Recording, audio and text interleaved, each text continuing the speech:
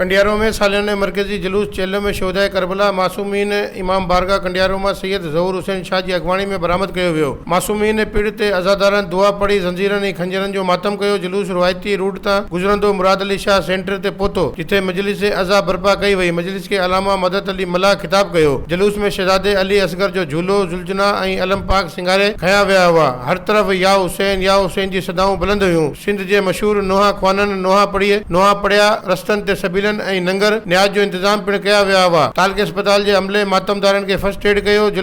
जुलूस में शाइर एल बैत वसीम अब्बास हाशमानी, शाहिद कुरैशी, बाबू हमीद मेमन, शराफत अली शराफत ऐं मुकामी नोहा ख्वानन नोहा पढ़िया। सिक्योरिटी जा इंतजाम सिंध पुलिस ऐं अल जल स्क्वाड कंडियारो संभालिया। मजीद खबरों और तफसीलात के लिए विजिट करें हमारी वेबसाइट www.awamiNewsHD.com।